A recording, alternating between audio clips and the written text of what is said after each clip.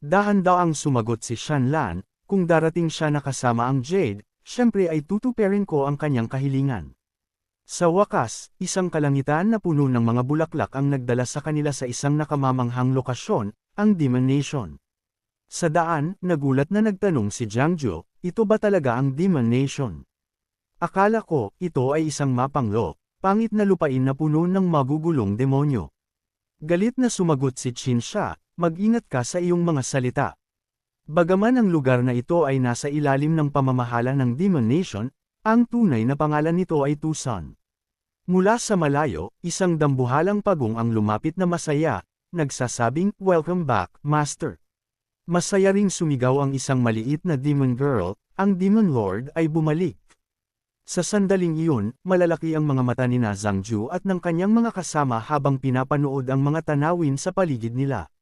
Lumipat sila sa loob at ang mga tao sa paligid nila ay yumuko sa paggalang, "Welcome back, Master." "Welcome back, Master." "Welcome back, Master." Sa daan, nakakita sila ng mga nakamamanghang Fox Maiden na nakahanay sa daan. Hawak ni Jiangju si Xiao Tusan sa kanyang mga braso, masayang sinabing, "Tan, wala ba kayong mga lalaking fox na mag-aasikaso sa maliliit na Fox Sisters? Kailangan nating maghanap ng isang tao na magkaroon ng mga sanggol." Nang marinig ito, lumingon si Xiao Tuan at sumigaw, "Pakialaman mo muna ang sarili mo."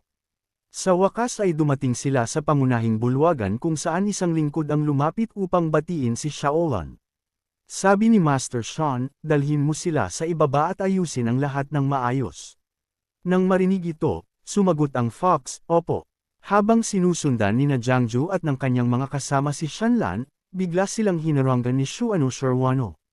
Masayang ngumiti si Sherwano at sinabing, "Maliit na mister, pakiusap, sumunod ka sa akin." Sa sandaling iyon, hindi mapigilan ni Jiangju na mag-isip, tunay na mainit at kaibig-ibig si ate.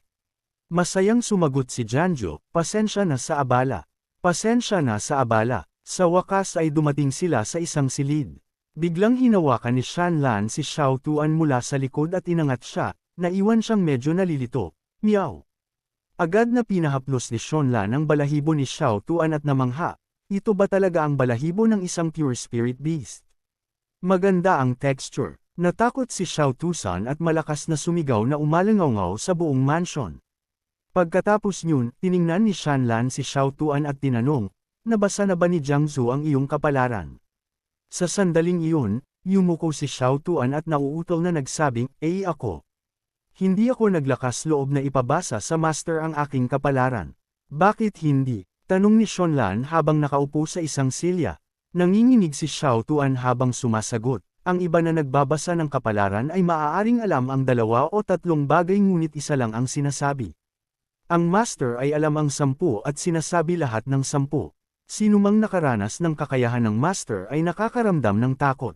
Nagpatuloy si Xiao Tuan, ang imahe ni na Jiangzu at ng banal na dragon na lumilitaw sa ilalim ng buwan. "Sa tingin ko, lahat ng mga nabasa ang kapalaran ng master ay nagtapos na ang kanilang buhay. Kung hindi ako magtatanong, marahil ang aking kapalaran ay hindi pa napagdesisyonan." Nang marinig ito, nagulat ang ekspresyon ni Shanlan at bulalas, "Ano? Sinasabi mo ba na ang kapalaran ng isang tao ay maaaring magbago ayon sa pagbabasa ng kapalaran?" Pagkatapos ay nagulat na nagtanong si Jiangju, mayroon ba talaga siyang ganoong kakayahan? Sumagot si Xiao Tusan, "Hanggang ngayon, di mabilang na kapalaran ang nabasa ng master. Marahil siya ay tunay na isang celestial being na nagkatawang tao sa mundong ito." Sa sandaling iyon, naisip ni Shanlan, mukhang hindi nga ordinaryong tao ang aking mapapangasawa. Biglang lumipad ang isang maliwanag na ilaw, kasama ang isang malakas na boses. "Ano?" Nagulat na tumingin si Xiao Tusan, "Sino yan? Ito ba ang susunod na Demon Lord?" Isang maliit na fox spirit, si Tan Nin, ang lumitaw at tumayo sa tabi ni Shanlan. Masayang nagtanong si Tan Nin, Ate, hindi ba dapat dinala mo ang asawa mo? Nasaan siya? Nasaan siya?" Sa puntong ito, saglit na natigilan si Shanlan, medyo tulala. Nagningning ang mga mata ng maliit na fox spirit sa pagbanggit ng asawa at bulalas, "Ang taong pinahahalagahan mo ay dapat isang modernong gwapo na may 3 paa, 4 na braso, at 8 mata. Gustong-gusto siyang makita ni Nini. Umakyat si Tu Sanin at sinabi kay Shalan, tanging ganyan lang ang karapat-dapat sa iyo, ate. Nasaan siya? Ipakita mo sa akin. Ipakita mo sa akin. Medyo sumakit ang ulo ni Shanlan sa kanyang dalawang nakababatang kapatid. Kaya inutusan niya si Xiao Qin, ang lingkod, na dalhin si Shaning. Nang makita ito, sumigaw si Tu Saning, ha? Ate, hayaan mo akong makita ang kuya ko. Lahat ay curious. Sa huli, hindi mapakiusapan si Shanlan at kinailangan umalis ni dalawang saning nang may pagkadismaya. Sa daan patungo sa kuweba, biglang sa madilim na eskinita, lumitaw ang mga kumikinang na mata, kasama ang ilang excited na boses, kaya, nakilala mo na ba siya? Malungkot na sumagot si Tisan Ning, pinalayas ako ni ate kaya hindi ko siya nakita. Haha, Shaning, siguro nagbibiro ka lang. Lumapit ang ibang mga fox kay Tisan Ning, nagsasabing, siguro hindi ka naglakas loob na sumilip at bumalik na lang. Haha, siguro na sample na naman ang puwet mo ni Master. Nang marinig ito, bulalas ni Tan Ning, kabaliwan iyan. Napakabait sa akin ni ate. Hindi niya ako sasampalin sa puwet. Hintayin niyo lang, tiyak na dadalhin ko ang asawa ng kapatid ko para makita ninyo lahat. Deklara ni Tu Saning habang sumugod palabas ng kuweba. Balik kay Janjo, dinala siya ni Sherwano sa isang lugar na kahawig ng isang magandang pavilion at masayang sinabing, nandito na tayo. Mananatili ang maliit na Ginoo dito at may magdadala ng pagkain ng 3 beses sa isang araw. Kung may iba ka pang hiling, maaari mong sabihin sa bantay dito. Hindi mapigilan ni Kula na nakatayo sa likod ni Yang Ju na bulalas, wow, ang galing nito. Kaya, hindi ito isang love prison. Habang naglalakad, nagpatuloy si Shuano, ngunit kailangan kong magbigay ng babala. Kailangan ko pa ring linawin sa Ginoo. Kumunot ang noo ni Sherwano, may suot na medyo nakakatakot na ngiti habang bumaling kay Janju at sinabing, sana hindi lalabas ang Ginoo sa courtyard na ito. Kung hindi, hindi ko masisiguro kung anong maaaring mangyari. Nang marinig ito, namutla ang mukha ni Janjes. At may takot na ngiti siyang sumagot, naiintindihan ko. Medyo naguluhan si Kulo na nakatayo sa tabi niya at nagtanong, Sir, bakit ka ngumingiti at sumasagot kapag ayaw mo sa isang tao? Sumagot si Jangjo, maiintindihan mo kapag lumaki ka. Sa wakas ay pumasok silang dalawa sa bahay kung saan nakatayo si Sherhuan sa tabi ng hapagkainan, masayang kinawayan si Janjo na. Lumapit at kumain. Ang mesa ay puno ng mga magagandang niluto. Nagtatakang sinabi ni Janjo, bagaman napakarami, bakit lahat ay prutas at gulay? Wala man lang kahit kaunting karne. Nang marinig ito, naunawaan ni Sherwano at sinabing, oh, kaya gusto ng Ginoo na kumain ng karne. Ngunit lahat ng nandito sa Tucson ay fox. Sino sa iyong kamag-anak ang gusto mong siluhan? Nang marinig ang kanyang tono at makita ang kanyang titig, parehong hindi mapigilan ni na Janjo at Kula na sumagot sa takot, hindi. Hindi talaga. Dali-daling isinubo ni Janjo ang prutas sa kanyang bibig at pinapaalalahanan si Kala na gawin din ito. Sinasabing gustong-gusto nilang kumain ng prutas at gulay, na ikinatuwa ng bata. Nakita ito, masayang sumagot si Sherhuan, napakabuti niyan. Hindi ko na kayo guguluhin sa inyong pagkain. Habang papalabas si Sherhuan sa silid, biglang naalala ni Jiangsu ang isang bagay at sumugod ng excited, oh, tama. Hindi man ako matalino, ngunit marunong ako ng kaunti sa paghula. Maaari ko bang basahin ang kapalaran ng maliit na kapatid na ito? Sadyang, tulad ng sabi ni Master. Masayang lumingon si Sherhuano at bulalas, inutusan ni Master na kung gusto kong basahin ng Ginoo ang aking kapalaran, hindi ko na kailangan pang magsalita. Sa sandaling matapos niyang magsalita, isang kamawang damapo sa mukha ni Jangjes. Sa loob ng silid, isinara ni Janjo ang pinto sa likod niya. At mula sa labas, narinig si Ku na nagsasabing, oh, ang pobreng Master ko. Bakit mo iniwan ang mundong ito? Ho, tigil. Buhay pa ako, sumagot si Janjo habang umalis si Shuano na nagsasabing, aalis na si Wano. Sa loob ng silid, si Janjo, na namumula ang mukha mula sa suntok ni Sherhuans, ay nagpuyos sa galit at bulong, ang nakakainis na to Shanlan na iyon, maaga o huli, aalis ako sa lugar na ito. Sumali si Kulo mula sa likod, Master, gusto kong kumain ng chicken legs. Nang marinig ito, medyo nagulat si Janjo at sinabing, wala. Lumabas ka lang at gusto mong kumain ng chicken legs. Nagkadaupang palad si Kula at sinabing, Ami po. Sabi ni Master na ang alak at karne ay dumadaan sa tiyan ngunit ang Buddha ay nananahan sa puso. Nagulat si Janju at sumagot, tinuruan ka ng Master mo nito.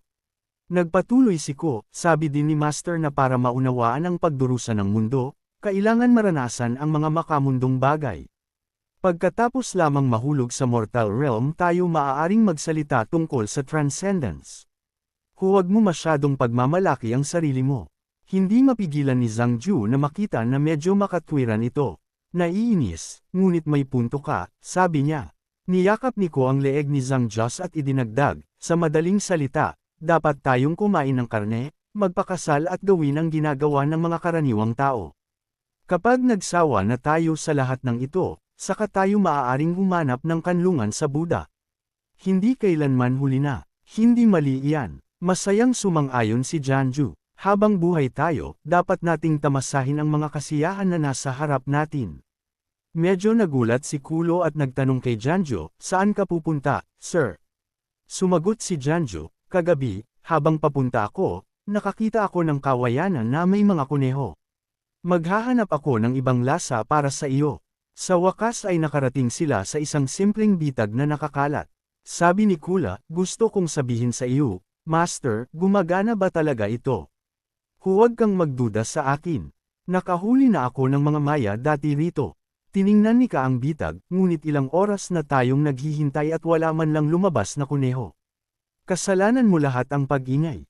Sumigaw si Janju. Samandal si Gula at sinabing, ayoko nang maghintay pa. Gusto kong bumalik at kumain ng mga gulay. Sumagot si Janju, ay naku. Napakainis mo kaya hindi maglalakas loob na lumabas ang mga kuneho. Sinulyapan ni Kusi. Janju at sinabing, Master, naiintindihan mo ba? Wala ritong mabababang kuneho para sa iyo. Sa sandaling lumabas ang mga salita sa kanyang bibig, isang nilalang ang natamba sa bitag. Tumalon si Jianju sa tuwa, sumisigaw, haha. Sabi ko sa inyo, magiging masaya ang hapon na ito. May nahuli tayo. Bulalas ni Kulo, nakakatawa ito, lahat. Nagmadali si Janju at Ku sa bitag. Sabi ni Janju, nakita ko lang ang isang grupo ng mga puting bagay na tumakbo. Kailangan iyon ay mga kuneho. Hintayin na lang natin ang pista. Sumagot si Ku, napaka-curious ko kung ano ang hitsura ng tanggang kuneho na ito. Binuksan ni Janju ang bitag at nagulat. Ha, ano ito? Sa loob ay dalawang sandal na kumakain ng carrot, may takot na tingin, nagsasabing, sino ang nang-ahas na ambushin ako? Bulalas ni Janju, isang fox na kayang magsalita ng wika ng tao. Mukhang may kakayahan ka. Nagtanong si Kula, kakain ba ang maliit na fox?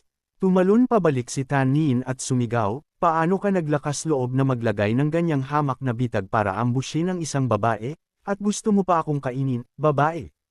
Nagulat si Janju, maaari bang magtanong, sino ka? Mayabang na ipinahayag ni Tanin, oo, ako si Tusanin. Sa tahimik, sino kayong dalawa? Sandaling nag-isip si Janju. Tan, maaari kayang ikaw ay mula sa purong dugong linya ng dalawang Sun Fox Spirits. Tumayo si Janju ng magalang at ipinakilala ang sarili. Apelyido ko ay Jiang, na may pangalang Ju. Maaari mo akong tawaging Sir Jiang.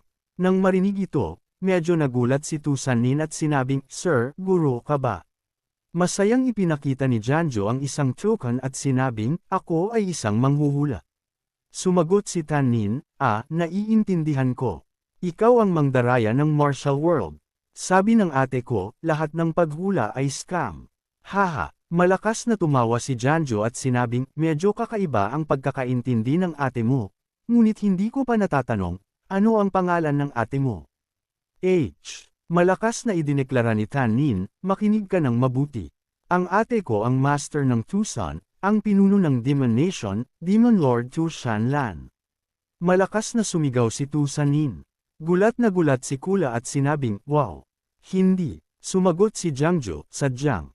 Nagpatuloy si Tusanin, walang tinatago, sinasabing, habang dumadaan ka rito, naghahanap din ako ng aking mayamang asawa, na asawa din ng ate ko. Hindi ko inaasahan na mahuhuli ako sa isang kasuklam-suklam na bitag ninyong dalawa. Kung sasagutin ninyo ng totoo ang aking mga tanong, maluwag sa loob akong papakawalan ko kayo. Pagkatapos ay sumali si Ka, hindi ba dahil nagugutom ka lang? Umakyat si Tanin at hinawakan si Jiangju sa kwelyo, nagsasabing, nakita ko ang silid sa dulo kung nasaan ang patpat na iyon. Narinig ko na nasa loob ang asawa ng ate ko. Sumagot si Jiangju, aha. At pagkatapos, ano? Sumagot si Tanin, dumaan lang ako doon para imbestigahan at walang tao sa loob. Tinanong ko kung may nakakita ng matangkad na lalaki na lumabas doon kamakailan. Masayang sumagot si Jiangju, aha. Maaari kayang ang lalaking iyon. Nang marinig ito, labis na nagulat si Tu Sanmin. Ano? Nagpatuloy si Jiangju, mukhang ako ang taong sinasabi mo, ang asawa ng Demon Lord. Nang marinig ito, inangat ni Tuanin ang kanyang mga binti upang pisilin ang mga pisngi ni Janjes, sinuri siya gamit ang kanyang mga mata at ilong. Nagugulo ang tanong ni Jiangju, kung hindi, ano naman? Tumalon pababa si Tu Sanmin, ulat si Jiangju na bulalas, mag-ingat ka. Sabi ni Tanin, hindi maaari. Galit na sumigaw si Tanin, ang taong gustong pakasalan ng ate ko, ang taong gustong pakasalan ng ate ko, ay dapat may berdeng mukha, gininto ang ngipin, at 3 ulo na may 6 na braso. Kakamo-kamot ng ulo si Jiangju at sinabing, sa totoo lang, sa tingin ko mas maganda kung payuhan mo ang ate mo na. Kanselahin ang engagement. Tumalikod si Tanin at sinabing, nagsisinungaling ka siguro sa akin. Kailangan kong bumalik at tanungin ang ate ko. Oh, teka, sabi ni Jiangju. Tumakbo si Tanin, nagsasabing, kailangan ko na lang bumalik. Naisip ni Jiangju, mukhang hindi magiging payapa ang mga araw na darating. Like, comment, share, and subscribe naman dyan mga itudo. Maraming salamat po.